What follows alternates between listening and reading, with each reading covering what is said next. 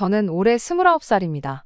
대학교를 졸업하자마자 취직을 했고, 처음 다닌 회사가 제가 생각하는 방향과는 맞지 않는 것 같아 반년 정도 다니다가 과감하게 사직서를 제출했어요. 그리고 남은 반년을 다시 열심히 준비해서 지금 다니는 회사에 들어오게 되었죠. 월급이라고 6개월 받았던 것도 새로 취직 준비를 하면서 홀랑 까먹었지만 그렇게 1년 보낸 시간을 날렸다는 생각이 들지 않게 새로운 회사에 들어가면서부터는 좀 더 열심히 저축을 했습니다. 제가 본격적으로 저축을 시작하면서 부모님 덕을 좀 많이 봤어요. 원래는 혼자 자취를 했는데 새 회사 들어가면서 교통이 부모님 집에서 출퇴근하는 게 더 가까워서 방을 빼고 집으로 다시 들어갔거든요. 덕분에 나가던 월세만큼 더 돈을 아낄 수 있었고 필요한 지출이 생기면 부모님 찬스를 쓸 때도 있었어요. 새 회사에 어느 정도 익숙해지고 자리가 잡히면서 지금의 남자친구를 만나게 되었습니다. 인연을 만나다가 자연스럽게 결혼 이야기가 나온 케이스예요. 남자친구는 저보다 4살 위였고 회사 이름이나 벌이나 서로 비슷했어서 그런가 결혼 이야기가 처음 나왔을 때 조건 같은 부분에서 네가 잘났네, 내가 잘났네 따질 만한 건 없었습니다. 벌이 부분에서 사실 차이가 있긴 했었죠. 하지만 나이 차이도 있고 제가 1년을 쉬었던 일도 있다 보니 남자친구가 경력이 저보다 몇 년 더 앞서 있었기 때문에 나는 차이이지, 직급이나 호봉을 똑같이 두고 본다면 별 차이 없이 비슷비슷한 정도라서 비슷한 벌이라고 한 겁니다. 당장만 두고 보면 남자친구가 저보다 달에 30만 원 정도 더 벌긴 했어요. 아무튼 결혼 이야기가 나오면서 나눈 이야기 중에 가장 먼저 나온 건 반반 결혼에 대한 이야기였습니다. 남자친구가 저에게 먼저 말을 했고 딱 더도 말고 덜도 말고 자기가 모아놓은 만큼만 가져와서 반반 결혼을 하자고 했어요. 자기가 20대에 결혼했으면 부모님한테 어느 정도 지원을 기대했겠지만 이제 나이도 나이인데 부모님 손 벌릴 때는 지난 것 같다고 하더군요. 뭐 공증을 받아놓고 그런 건 아니었지만 사실 저는 훗날 제가 결혼할 때가 오면 부모님께서 지원을 해주겠노라고 이미 꽤 오래전부터 이야기를 해주셨었어요. 그것도 꽤나 큰 금액으로 말이죠. 제가 외동딸이라 그런 것도 있지만 부모님께서 매번 제 결혼에 대해 하시던 말씀 중 하나가 너 시집가면 해달라는 거 다 해줄 수 있다. 대신 너무 현재의 모습만 보고 결혼 상대를 정하지 말고 그 사람의 장래성까지 다 따져보고 선택하라는 말이었어요. 당장 제 결혼 상대가 보잘것없을지라도 앞으로의 가능성 같은 것도 관찰해보란 소리셨죠. 경제적인 부분은 당신들이 지원해줄 수 있으니 저랑 앞으로 더 좋은 미래를 꾸려나갈 수 있는 그런 사람을 만나라는 말이었습니다. 저희 부모님이 뭐 억만장자 같은 부자는 아니지만 경제적으로 부족하신 건 없어요. 저희 부모님은 정육점을 하시는데 주변에 도보로 아파트 단지가 밀집해 있기도 하고 주변의 마트가 애매한 위치에 있는 자리에서 하고 있다 보니 장사가 엄청 잘 됩니다. 한 자리에서 오래 하셨기 때문에 경쟁업체가 생겨도 큰 타격이 없었고 정직하게 장사하셨다 보니 단골도 엄청 많으시고요. 그 덕에 저희 삼촌들까지 해가지고 가게를 2개를 더 냈어요. 그 가게들도 저희 부모님이 차려준 거라 삼촌들이 따로 저희 부모님께 매출의 일부를 주고 있기도 하고요. 당장 부모님이 가게를 팔아버려도 2분 노후까지 먹고 사는데 지장이 없을 정도로 경제적인 부분에선 아쉬울 게 없는 상황이셨거든요. 여유가 있으시니 할 수 있는 말이겠지만 아무튼 저한테 늘상 강조하셨던 게 장래성 있고 오래 행복할 수 있는 사람과 결혼하란 이야기를 자주 하셨습니다. 이야기가 잠깐 새긴 했는데 아무튼 남자친구가 부모님 도움을 받지 않겠다고 하는 말이 터무니없는 소리처럼 들리지는 않았습니다. 저도 이직 후에 1년 낭비한 거 메꾸겠다고 열심히 돈을 모으고 하다 보니 나름 돈 모으는 방법도 터득하고 거기서 돈 모으는 재미가 뭔지도 알게 되었거든요. 게다가 저나 남자친구가 월급이 적은 편도 아니고 하나하나 작은 목표부터 이루어 나가는 것이 처음부터 모든 걸 다 갖추고 시작하는 결혼보다 훨씬 의미 있고 값진 경험이 될 수도 있겠다고 생각했어요. 그 값진 경험이 저희 부모님이 늘상 강조하셨던 좋은 미래를 꾸려나갈 수 있는 밑거름이 될 수 있겠다는 생각이었죠. 그래서 남자친구한테 반반 결혼 나도 좋다고 했어요. 원래 부모님 지원을 받을 계획이 있긴 했지만 오빠 말대로 우리 힘으로 우리 앞길 잘 꾸려나가보자 말했죠. 대출이 조금 생기긴 하겠지만 회사에서 직원들 대상으로 좋은 금리로 대출해주는 복지제도가 저희 회사나 남자친구 회사나 둘 다 가지고 있던 상황이기도 했고 그렇게 양쪽 회사에서 대출받고 모은 돈 합치고 하면 자동차나 리모델링은 조금 무리겠다 싶기도 하지만 2사람 시작할 작은 신혼집의 결혼식 비용 정도는 모두 충당하겠다 싶었거든요. 대출이야, 요즘 대한민국에 대출 없이 사는 사람이 어디 있겠으며 그거 갚아나가는 것 또한 좋은 기회가 될 거라고 생각했기에 이자 정도는 무리도 아니겠다는 생각이기도 했었어요. 그런데 남자친구가 제 대답을 듣더니 자기는 그렇다 쳐도 저는 부모님 지원을 받아야 하는 거 아니냐고 묻더라고요. 양가 지원 없이 우리 힘으로 시작하자는 소리 아니었냐. 그런데 갑자기 무슨 지원 타령이냐 제가 물어봤어요. 그랬더니 남자친구가 자기가 얼마나 모아놓았을 줄 알고 아무 도움 없이 반반 결혼을 할 수 있다고 생각한 거냐고 대답을 하더라고요. 그때는 아차 싶었어요.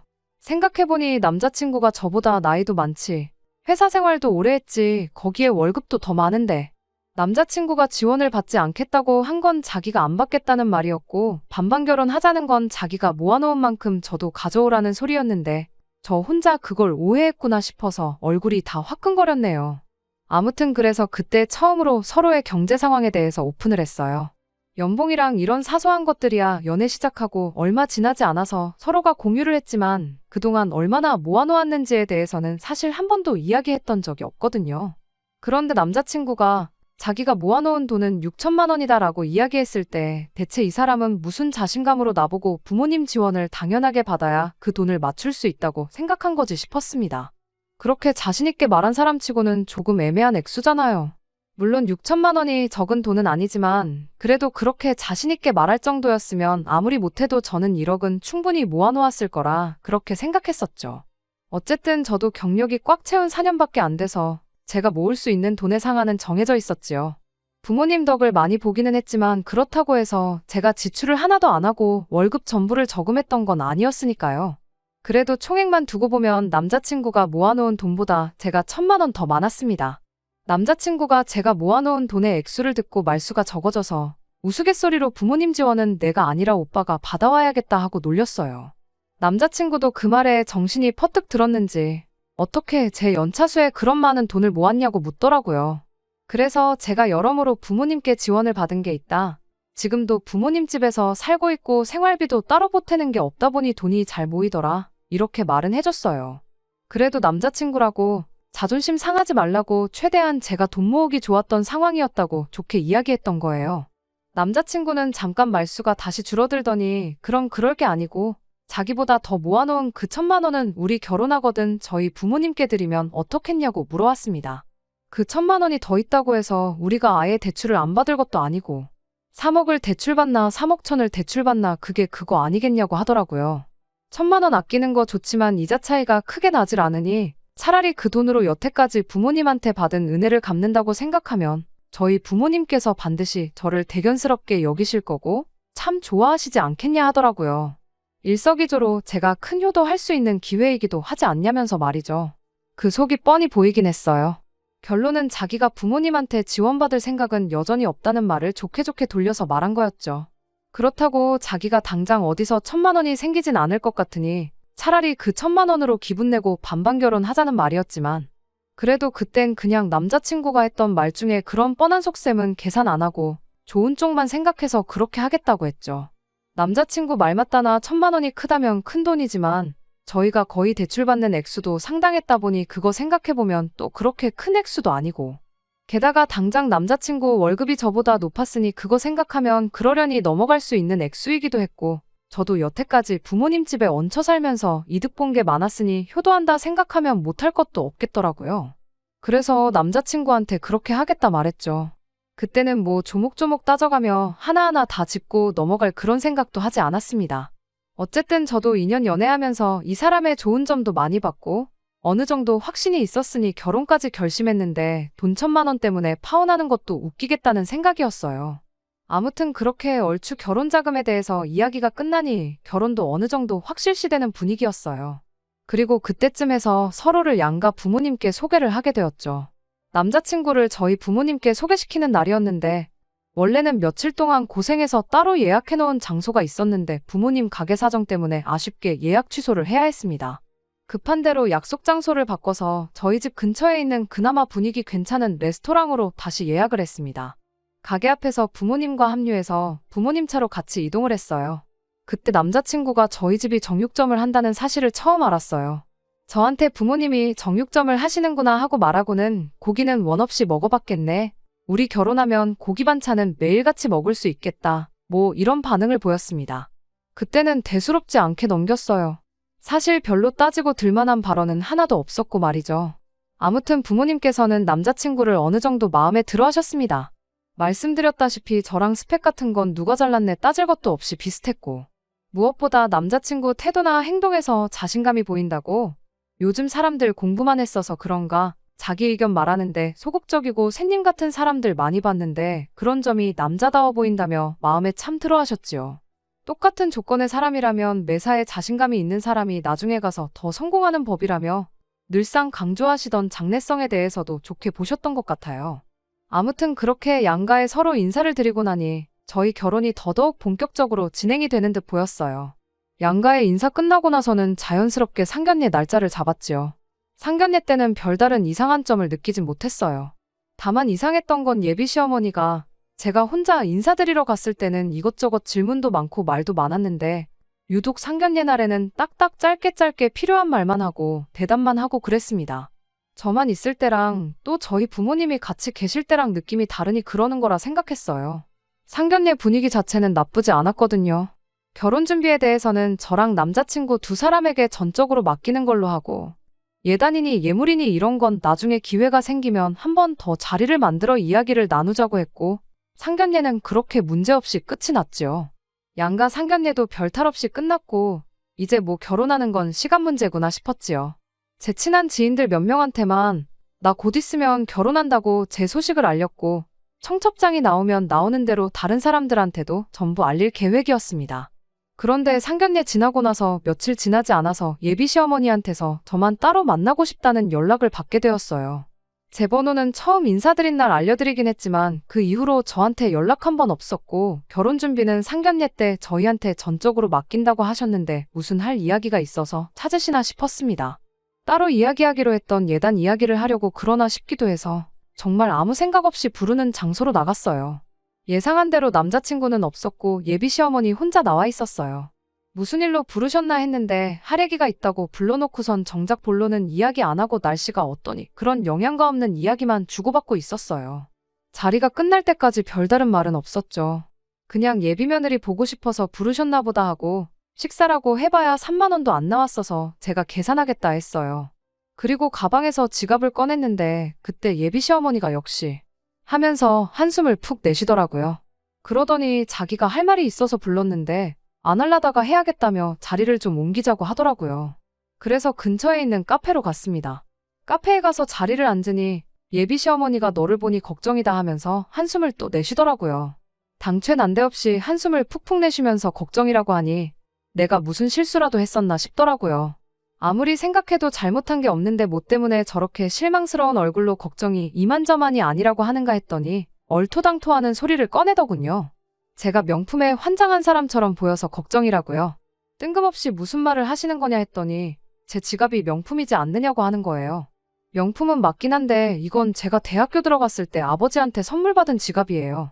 가방도 같은 브랜드로 하나 있긴 한데 그건 처음 취직했을 때 어머니께서 사주셨던 거고요. 제 돈 주고 사본 적도 없고 집에 명품이라고는 그거 2개밖에 없는데 저에 언제 뭘 보고 제가 명품을 밝힌다고 하시는 거냐 되물었어요. 아까 전 식당에서 계산할 때 그제서야 제가 지갑 꺼내는 거 보고 브랜드 로고를 봤던 건데 제 지갑 하나만 보고 제가 명품을 밝힌다고 생각한 거면 솔직히 너무 억울하잖아요. 그랬더니 예비 시어머니가 상견례 때 이야기를 꺼내더라고요. 상견례 때는 심지어 명품 비슷한 것도 안 하고 있었는데 무슨 소리를 하시는 거냐 물으니 너 말고 너희 어머니 하면서 그걸 또 언제 하나씩 다 봤는지 저희 어머니가 들고 나온 가방이며 액세서리며 전부 기억해내서는 어디 브랜드 거인지 줄줄 웃고 있더라고요. 상견례 때 보니 예비 사돈이 허영이 조금 심한 것 같더라 하면서 딸은 그 어미를 닮을 수밖에 없는 법인데 당신은 제가 남자친구랑 결혼하면 그때부터 본격적으로 명품을 사 모으면 어떡하냐고. 그게 걱정돼서 미리 한마디 해주려고 저를 불러냈다는 겁니다. 저희 어머니가 명품 몇 개 가지고 계신 건 사실이지만 자리가 자리였으니만큼 힘주고 나가셨던 건데 그게 뭐 문제가 될 게 있냐고 또 되물었어요. 그리고 반반 결혼하는 데다가 맞벌이 하는데 갖고 싶은 게 있으면 명품이든 가품이든 상황이 되면 사는 거지 그게 왜 문제가 되느냐고도 한마디 했죠. 그랬더니 제 생각부터가 틀려먹었다면서 예비 사돈 정육점 하는데 그런 비싼 장구들이 필요나 하냐며 지금 말하는 거 보니까 좋게 경고만 하고 끝내려고 했는데 이참에 아주 정신머리를 싹 바꿔놓아야겠다고 혼자 진지해서 있는 겁니다. 송충이는 솔잎만 먹어야 된다는 말 못 들어봤냐면서 옛 성현들의 말이 틀린 게 하나도 없답니다. 부모는 자식의 거울이란 말도 마찬가지라고요. 뭔 소리를 하고 싶어서 저러나 했더니 정육점하는 저희 부모님이 주렁주렁 명품을 하고 다니는 게 말이나 되냐는 소리를 하고 싶었던 거예요. 부모는 자식의 거울이라는 말을 꺼내는 것도 역시 명품 밝히는 어머니 밑에서 자란 딸이니 똑같을까봐 걱정이라는 말을 하고 싶었던 거고요. 듣자 하니 정말 예비 시어머니와 예비 며느리라는 관계를 떠나서 너무 열이 받더라고요. 종알종알 떠드는 거 좋아하시는 분이 상견례날에 왜 말이 없나 했더니 저희 어머니가 어디 백 들고 어디 팔찌를 하고 무슨 귀걸이를 하고 나왔는지 옷은 어디 브랜드인지 전부 관찰하고 있어서 말이 없었던 거였죠. 가방이야 로고가 커다랗게 박혀있으니 그렇지만 옷이며 장신구며 그런 건 어디 브랜드인지 줄줄 꿰고 있는지 누구야말로 명품에 환장해서 보기만 해도 어디 제품인지 다 알고 계시냐고 따졌어요. 그리고 정육점 하시면 뭐 명품백 들면 안 되는 법이라도 있냐고 손님들 고기 담아주는 검정 비닐봉투라도 들고 다녀야 하는 거냐고 한마디 했습니다. 오히려 사람을 그 직업으로 평가하는 아줌마 때문에 아줌마 아들도 다시 보인다고 했어요. 제가 보통 저희 부모님 버리가지고 자랑은 하지 않지만 그날은 안 할 수가 없었네요.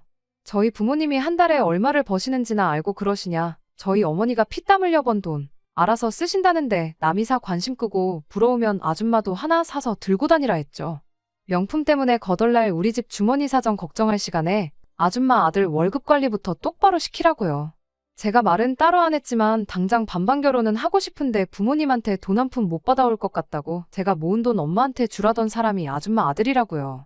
나보다 일을 해도 몇 년을 더 했고 월급을 더 받았어도 몇 번을 더 받았는데 어떻게 나보다 모아놓은 돈이 더 적을 수가 있냐고.